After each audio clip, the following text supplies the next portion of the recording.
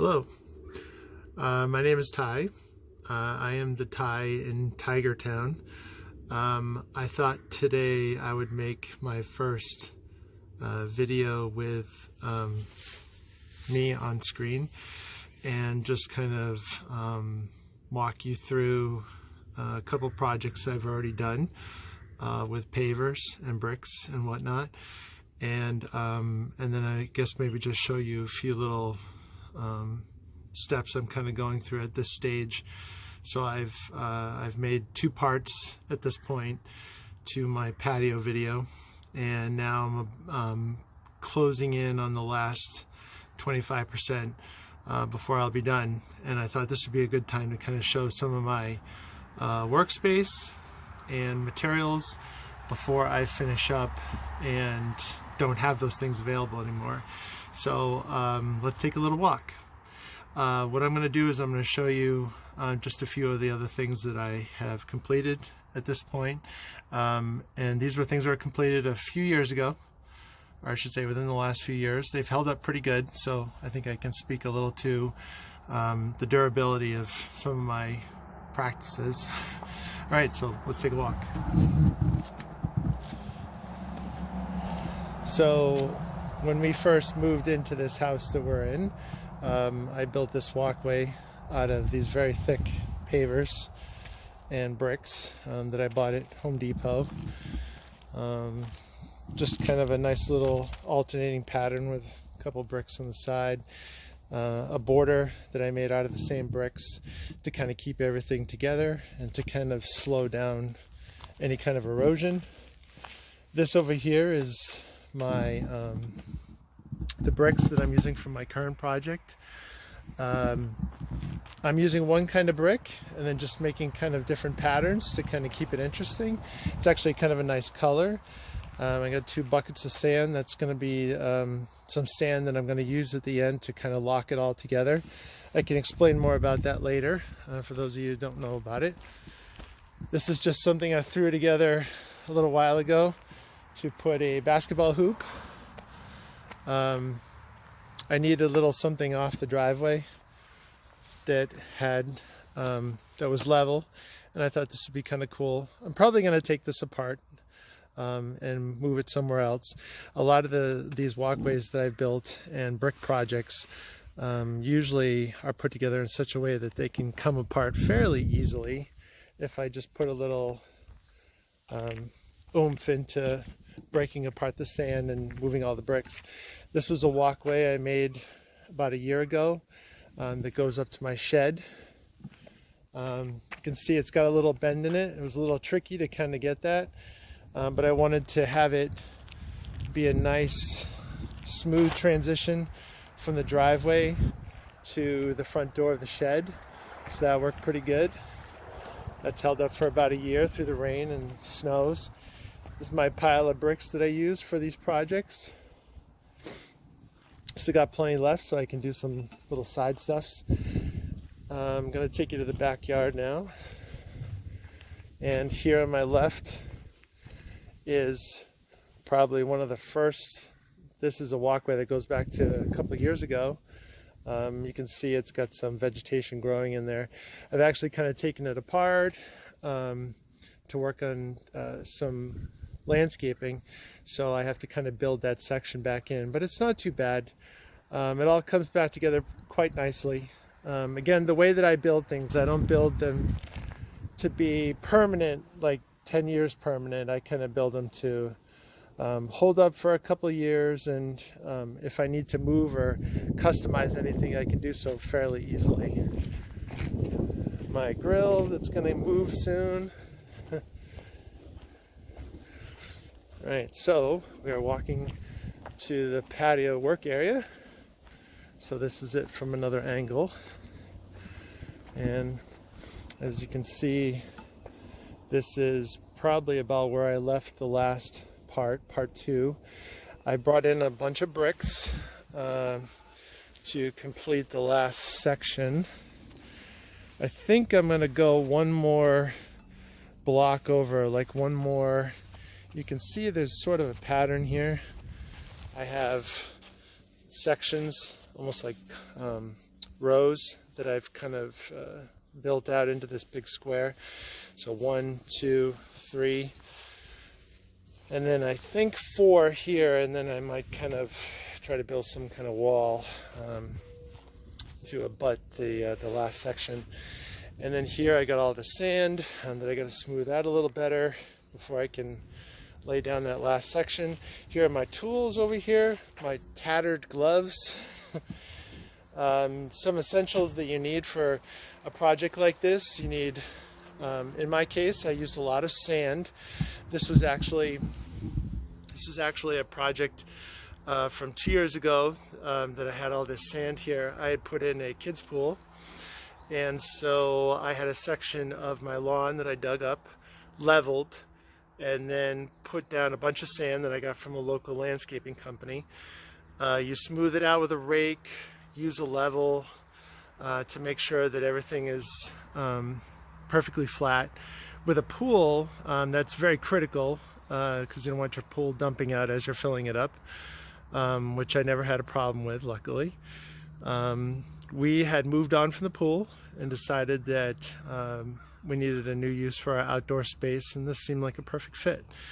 We have some lawn furniture that we're going to put here, and I'm working on a fire pit, a nice metal one. I figure I'll make a video about that so I can kind of show what it looks like when I'm putting it together, and hopefully I can show a little something of how a nice fire is built. Still working on that. I'm kind of used to campfires and bonfires and whatnot. As you can see over there, I had made some videos of a large fire that I've done a number of days, getting rid of fallen limbs and trees that I've cut down, trees that are either dead or were in danger of falling on my house or some of my projects. So anyway, this again, workspace, and usually what I do with these projects is we build, I rake everything out flat and use a level. I have to admit, a lot of times I don't use a level. I will level one section and then kind of make everything else fit very flat and kind of use eyeball technique. I think when it starts to look a little off, that's when I bring the level back in and make sure that everything's proper. So this last section I'm going to have to probably do that. So I rake it flat and then match up my new sections to the old sections, which seem relatively flat. And what I use, some people like to use different kinds of sands and substrate, which allows for the water to drain away underneath your patio, and is a material that you can use to kind of, you tamp it down and you get it nice and flat, and hopefully it doesn't go anywhere. And then you place all of your bricks on there. Sand, you want to get all your bricks so that they're not wobbling around and they fit nicely, and you fill in all of your crevices and cracks.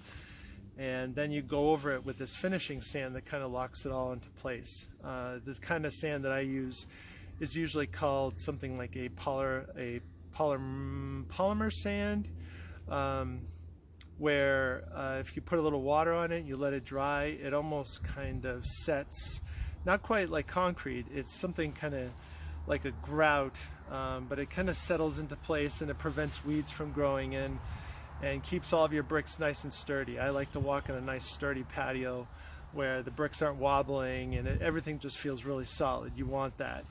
And you also want it so that when it rains and whatnot, you don't want the sand to wash away.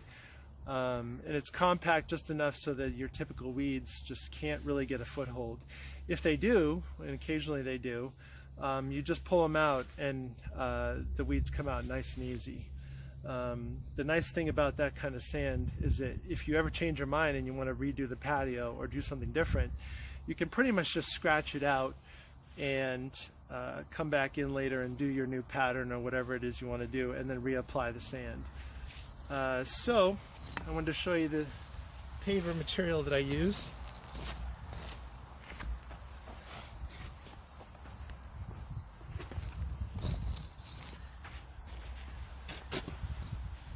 So I just am using these bricks that I got at Home Depot. I'm used to working with these much larger pavers. These actually were a lot cheaper. I want to say per square footage. The color is not too bad. These are made out of concrete. They kind of tumble them down so they have kind of a softened appearance. And I like that they have a slight color variation between all the different bricks. And they fit together very nicely. There's almost no gaps between them when they go together.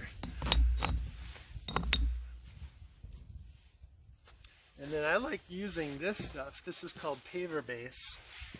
So this was something that, to me, I was a little skeptical of this because it's so, I mean, to look at it, it's light and flimsy.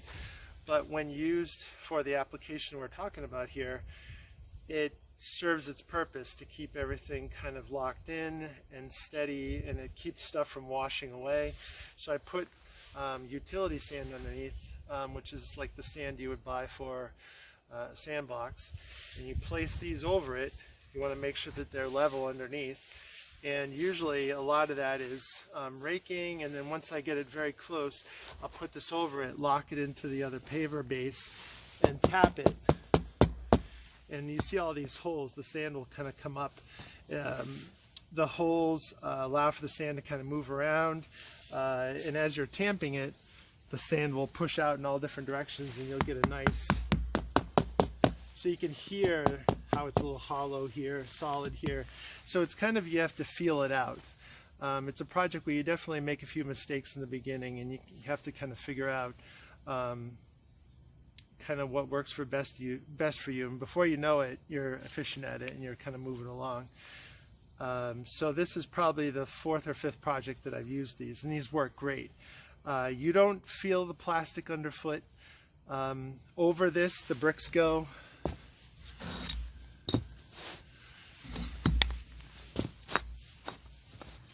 And then essentially, once you've made your pattern over all these, you don't see the paver base anymore. You put your sand over this and you sweep it with a broom so that the sand goes in there. Tap your bricks so that the sand really shakes down in between. And then you apply a little bit of water. I figure this is something I could make a video later because the visuals kind of say more than how I can describe it right now.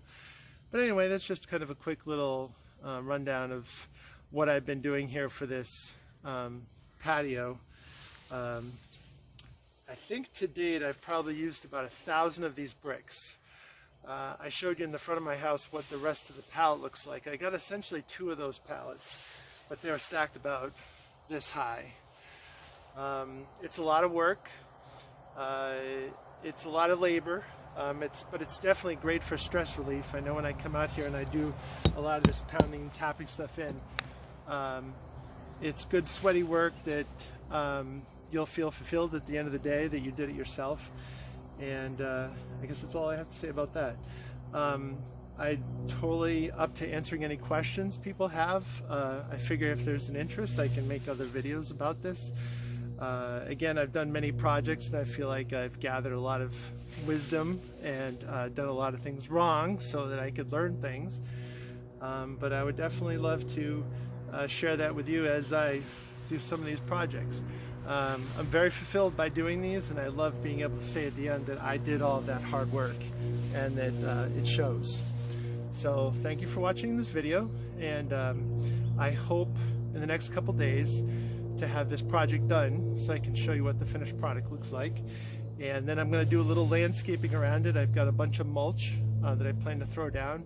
The mulch kind of hides a few of the little flaws around the edges, but it's really going to pop and look beautiful when it's all done. Okay, thank you for watching. Bye-bye.